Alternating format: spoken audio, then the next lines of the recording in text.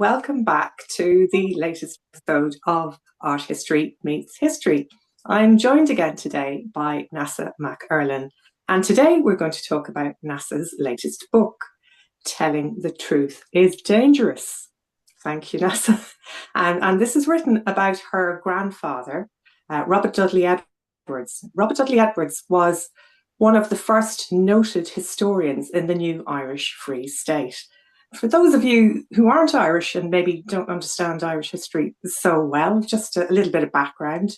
In 1923, Ireland became a free state. It got its independence from the British Empire, and with that came a need to build up a new view of history. We could say, I think there's a quote in your book from about 100 years ago, Neasa, saying that British historians at the time thought that Ireland didn't have a history. Yeah. It was a vacuum that had been filled by the colonialisation of Ireland by the British. So your grandfather basically helped to step into that space, Yes. and to broaden out the view of what Irish history was, and looking beyond the political and the major events and the big men theory of history. He started to look at social history, economic history, military history, women's history, and so forth. And part of his big remit, I think, was advocating for archives, which is a subject which is very close to my heart. Archives, I think, are important both to historians and to art historians. He also helped to put history into the public agenda, and he talked about history on Irish television and Irish news and radio. And I think he's really a pivotal figure. There's so much that we can say about him today. So, Neasa, you are a well-respected journalist. You've previously worked at The Observer, The Guardian, and the Irish Press. And I think you were encouraged to write this story by friends of your grandfather.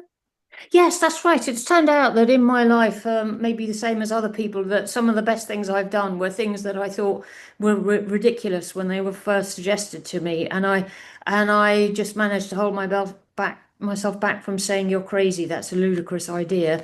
But when I realised I could do it and no one else was going to do it, I decided to do it. I hadn't studied history under Dudley, which turned out to be a great advantage, unlike most of the people who were so fond of him, because it was a great advantage because I could see Dudley in different aspects. Dudley, the journalist, for instance, and Dudley as an international historian, not just as an Irish historian. Yeah, it's reading his book. I've just found his story immensely interesting, and I thought like one of the key things that I would recommend about this book as well is the fact that it doesn't just talk about his biography. It's also like a part memoir. It talks about your family dynamics. But I think what I picked up from it in particular is why history is so important, and the aspects of history. You know how it can help us to understand ourselves, tell the national story, but also how it can be used. For example, like he was instrumental in setting up the military history department, and then advocating for witness statements from the revolutionary years, which I think was like very great foresight to be able to sort of think that way and understand how it was important to capture those experiences. I think that was something that he advocated for, was in the 50s, the 40s and 50s. It was in the 40s he started to do it because he realised that there's the possibility of division within Irish society again, even to the extent potentially of civil war. And so he was thinking, how can you bring back people together? Will you bring people back again from the different sides if both sides believe that some form of justice has been done? So he suggested the Bureau of Military History, where both sides could give their soldiers from both sides and participants could give their own personal view of what happened. And although it didn't work out as well as he wished it to do, he was laying down a blueprint which actually it was followed around the world in various ways, because this actually preceded the Nuremberg trials, where the Nuremberg trials were a way of trying to deliver justice to the different sides after the World War. and they ended up in executions. Obviously, the Bureau of Military History didn't do that, and Dudley was anti-violence and didn't want anything like that. But this idea of how do we bring justice to different sides was also followed up in the Truth and Reconciliation committees in commissions rather in South Africa, Rwanda, and various other countries in the world. So he was a great pioneer of ideas, and I don't think his how pioneering he was really emerged probably until this book. Yeah, well, that's a massive takeaway that I took from that. I saw Yeah. he's really influential, and I think he was very instrumental in turning history into a sort of a flagship discipline for the country of Ireland. That we're now Yeah. associated with the study of history and the dissemination of history, and you've got history conferences and all sorts, and people coming from all over the world to, for example, the recent work on the archives, which the National Archives, which we'll talk more as we go through the interview. But sort of coming back to the purpose of today, I'm going to put links into the video later on so people can find out more about Dudley more broadly, because this is an absolutely fascinating book, and also links to the ebook. You can download it or read it in print. But I wanted to talk to you as from the perspective of an art historian, so looking at the visuals that you used within the book and how they helped you to tell the stories. So, first of all, we look at your choices of images and then think about also how Dudley advocated for images, or what value he placed on images within the broader historical canon. So starting with that, I'd like you to maybe talk about your selection of images and what were your guiding criteria for the images that you used? Yeah, first thing to say really is for a biography in particular, images are important because we all can look at someone's face, a photograph, picture, and start to develop an idea of what their character was.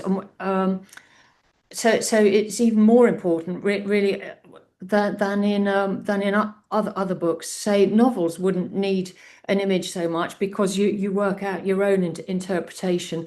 But with a biography, you're really trying to get to that person. And with Dudley in particular, he was regarded as a very mysterious person, that people full of contradictions, and people couldn't really work out what his character was. But he was also a fascinating person. And so I had the real challenge of trying to write a book that could capture this very elusive personality. Even though I knew him well, I only knew certain sides of him. And so I interviewed about 70 people for the book. So you might think that's a lot, but it still wasn't enough. And the images that I was able to choose, I think, were very helpful. And because you told me that we were talking about how we might discuss these issues. It was only when you actually started asking me in the last few days about how I chose the images that I really started to think about it consciously. Because what I think I'd done was subconsciously, I knew it was important, but I hadn't applied my mind to the choice in such a sort of self-conscious way as I did with the ideas that I wrote down in the words in the book. And I think that's probably how we all respond a bit to images. And through our eyes, we're taking in vast amounts of information that we process in the back of our minds without even really noticing it. And that applied to me here.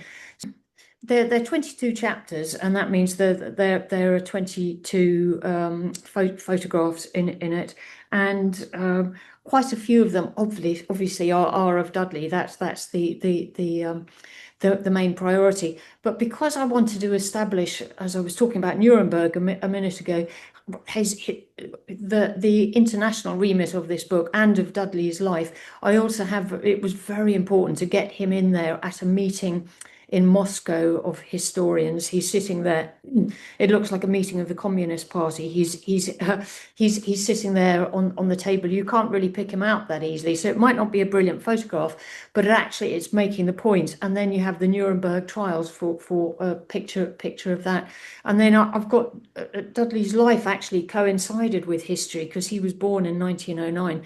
So we have 1916 and the devastation in Dublin, pictures like that. We've got this range. A very practical point actually is that you can't get all the pictures that you want. You'd think 22 is quite a lot, but I had to put in a picture of my mother, who's a very important character in the book, of when she was having her confirmation. It would have been better to have her as a 22-year-old, but I couldn't. There were other photographs that I had to get in later on when she was 22. So I just had to put her in when she was still a girl. So you have to make compromises like that. Most of the pictures came from Dudley's archive and from one or two other archives, but there is one actually. Let me just let me just share it. Sorry, not that one. But yes, that's right. Yeah, the one there of the people in the pub.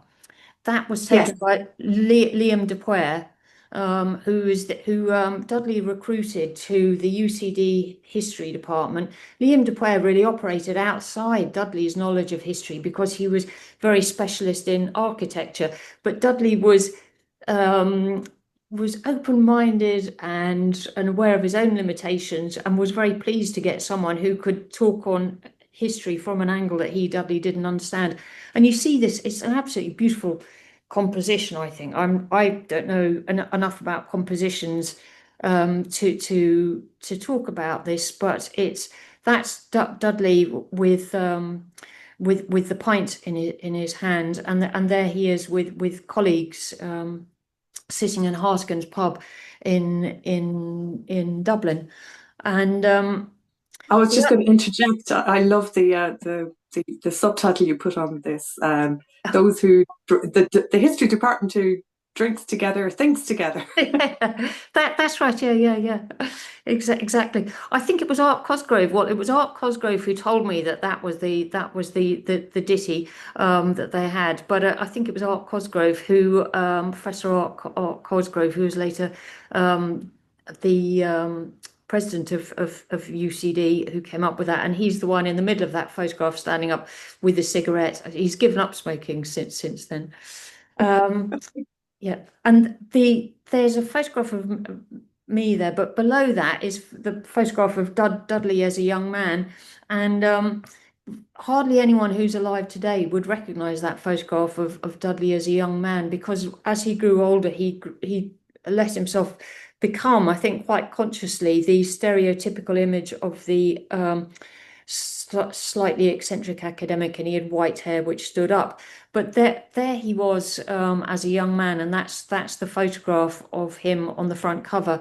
I wanted to show people a different side to him, and he's 28 in that photograph, and he's starting off on that agenda that you were just talking about. And this was in the 1930s, and it was really important that he could make it clear, that help people show the world that Ireland had a history. Because if you have no history, you have no identity. If you have no identity, you can be invaded. As you can see, big countries now are really looking for excuses to invade other countries. And if you have no identity, or what they call no civilization, then the bigger country, might come in. So you've got Israel and Gaza, and then you had, way back in the time that Dudley was studying himself, a Tudor historian, you had the colonialists from England creating the plantations in Ireland, because, as they saw it, Ireland had no history, no civilization, we'll fill a vacuum. For sure. I mean, he looks like an incredibly imposing figure here Oh at yes. just the age of 28. I think you get a sense of that sort of, there's that energy there. There's that determination, that sort of look of steel. And the massive work that was ahead of him in his life. But you can all already, I think, potentially sort of read that on his face. I think it's a really powerful image of a nascent talent just about to sort of launch himself onto the world.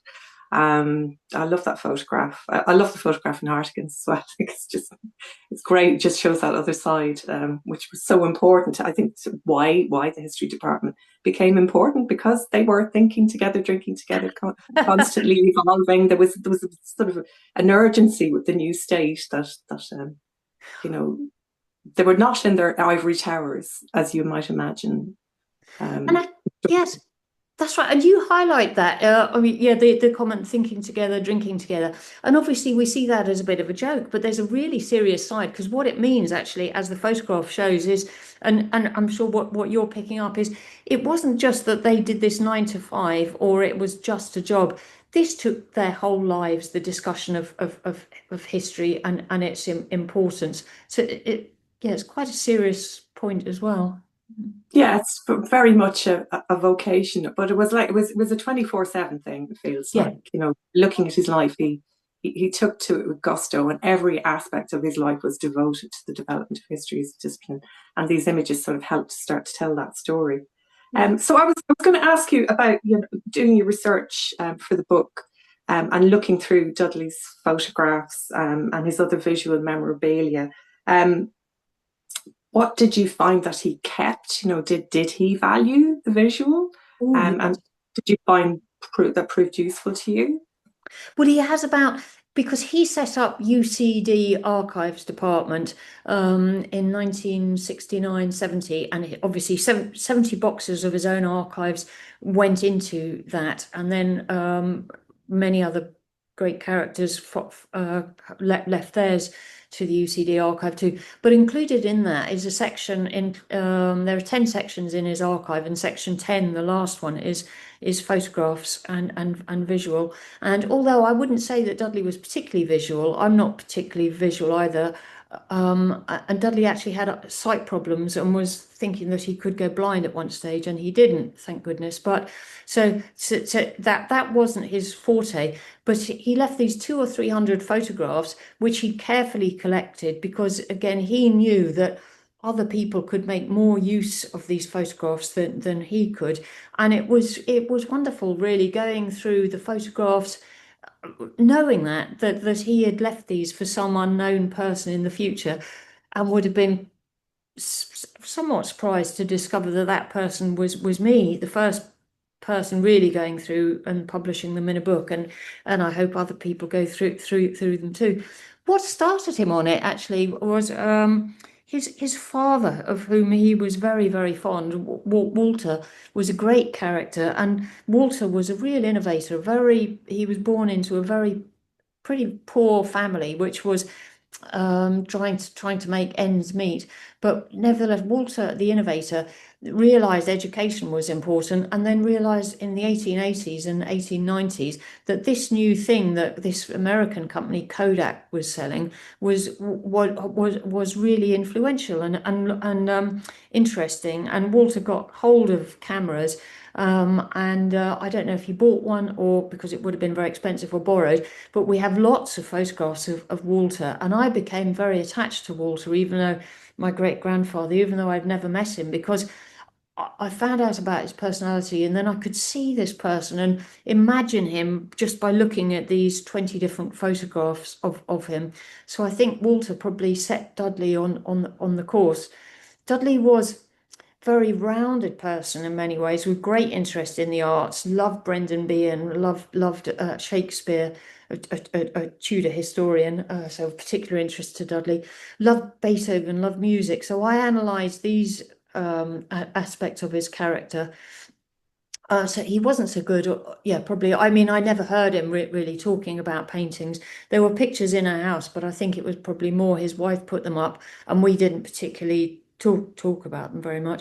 But the photographs in his archives, there are important ones which I've been able to use, like him with De Valera, and then there are photos, he would have seen just as important his 18-year-old students, because he was a real egalitarian. You weren't more important just because you were at the top of the hierarchy. The students were probably more important to Dudley than anyone sort of famous or influential. So we have lots of photographs there. We have a student called Garrett Fitzgerald, who was probably 19 when he was in the photograph. Yeah. Well, I think it ended up being the Taoiseach, the leader of That's the right. country. Yeah, yeah. But by the way, I'd just say I was just thinking, I've spent quite a lot of my life, was a few years, spending a lot of time in Italy, another Catholic country, and they're much more visual, it seems to me, in Italy, than in Ireland. Ireland was the really wordy place. Italy less wordy. So in Ireland we had banned books. I don't know if we ever had banned pictures, but if you'd had the Irish clergy exported to Italy, they would have had a roaring trade in banning pictures, because they were naked characters in all their beauty and glory all over the country in a way that I don't suppose there were in Ireland. So it wasn't just Dudley who was less visual. I think the country was less visual. Yes, but yeah, I think that's definitely true. I mean, absolutely. But I suppose I wondered as well, professionally, did Dudley emphasize archiving visual material more broadly? Because he became in the latter part of his career, he was director of archives at UCD, and that was sort of an important preamble to the National Archives work as well. I mean, did you see evidence of that? Did he? Oh, I mean, he well, was. certainly, other people in their archives have photographs in them, so they followed his example, or maybe they would have done it anyway. He When he was speaking, I remember him talking about buildings as archives, so everything could be an archive. He wasn't particularly talking about archives as as paintings or pictures that I heard, but certainly maps, because that was one of the tools of his trade, maps. And because the books that his first great book was Church and State in Tudor Ireland. You'd find things were happening very differently in Dublin to Galway or to Mayo, and so maps, particularly in Ireland, were important when you had the distinction in the Pale, beyond the Pale, and so on.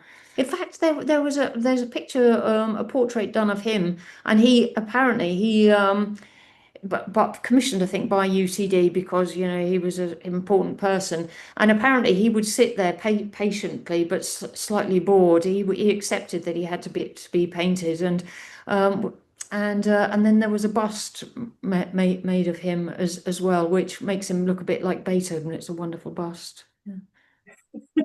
But it's wonderful that his image was represented by artists in the time. But yeah, for my final question, I think it was a particularly interesting one for me as studying photography and art more broadly. You unusually asked two artists to look at a photograph of Dudley and then to give you their view of his personality, or to sort of analyze what they saw.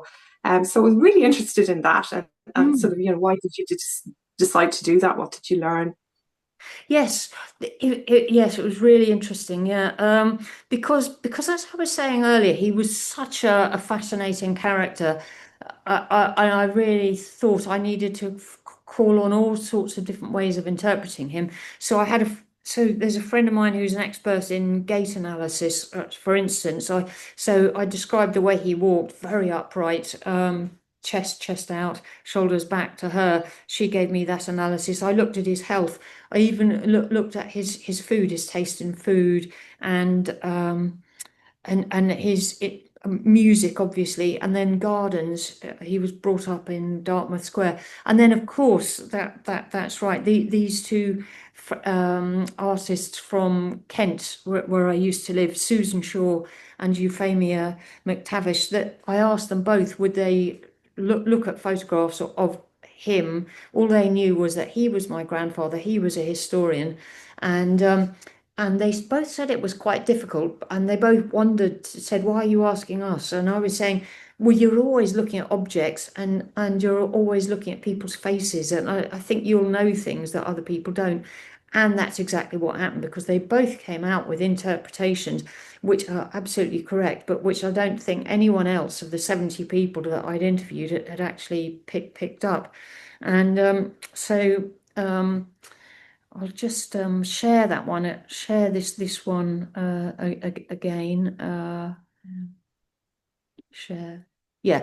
So we're looking at the one on the picture of Dudley when he was young, and Susan Shaw said he had a slightly disdainful full look, and Faye McTavish said there's a kind of defense in his expression, and so the slightly disdainful look, that I think that's very interesting, because disdain often, you see, say when Donald Trump is contemptuous of other people, that doesn't come from strength of character, that comes from a slight fear, I think. And if Dudley was looking a bit disdainful, or seemingly looking like that, because I don't think he didn't despise people actually. It was really to fortify himself and make himself look a bit stronger, because he was described as the most self-assured person that most people knew. That various people comment on this, whereas actually there was all people who seem confident. I think underneath really wonder if they're getting things wrong, and what about the stupid mistakes they make. Dudley was like that, and Faye McTavish's comment about there's a defence in there. I think that's right. The reason why I know that, if you look at the picture of me above, it was only when my publisher put these two photographs next to each other that I realised how similar, in some ways, I looked to Dudley. I just hadn't seen that before. You can see it around the mouth and the nose, and I think the expression. And I think the expression for both of us is this defence, because both of us had the same experience. We had a absolutely terrifying mother. I'm not talking about something that's jokey. I'm talking about um, something that was life-threatening for both of us. And so what you're getting with me is I'm looking at the camera and I'm saying, I'm not going to put on a smile for you. I'm not going to invite you into the recesses of my brain. I will be perfectly happy in here alone, and I'm not going to pretend to anyone that you're invited to sit here in this living room that I have of my mind. It was something like that I was thinking. And once I saw these two photographs together, this was after the book was published, I thought, actually, I think that's what Dudley might have too. So these images gave me great the comments from the artists really were very helpful to me in understanding my own grandfather. Even though I'd known him for 28 years, I was learning new things, new angles from my two artist friends. If I Yeah, could just, it yeah. was that photograph taken in London then when he was at UCL Oh, in too? fact, it was back here in Ireland, because he'd come back here. So we it was back here in Ireland, because he couldn't really afford to stay very long in London. It was quite expensive, and he was washing up dishes to pay his way to stay there. So he came back, and the photograph was taken here. But he would have been very proud of his achievements, because that paved the way for the rest of his career, and the one thing he wanted to do, which was to teach history forevermore. I'd just like to mention, Absolutely. actually, if I could, because one part of a book that's often really forgotten is the index. And my indexer, Gillian Northcote Lyles, she studied both history and art history at university. And when she was going through indexing, she was able to spot sort of cultural issues sometimes in what I wrote. And I think that came from her broader perspective, having studied culture through art history. And she helped me improve the book. Just some of the things I'd said were just a bit too sharp, because that's my job as a journalist sometimes, just to give you the news in a shocking way, whereas she was saying sometimes, yes, just balance that a bit, and that was very helpful. Gosh, yeah. I think this is about all the time that we have today, unfortunately. I could listen to you talking about your father all day, every day. I mean, I really, really enjoyed the book. I wish I'd read it before I started doing my MA. It would have helped me even appreciate more what history is for, and and also, I do, because my love of social art history, it's very embedded in the work that he promoted and developed over time too. Yeah. Um, so we all owe a great debt to your grandfather and what he did for history as a discipline more broadly. As I said, we'll put some links in the bottom of the video if anybody's interested in finding out more. This is the last of our little mini series. So I'd like to say thanks so much, Neasa, for sharing time, both to speak about my work yesterday or the day before yesterday, and your book today. And I guess it just leaves us to say goodbye to everybody, and hope to see you another time. Yeah, thank you very much, Susanne. Yeah, goodbye, everybody. Thanks.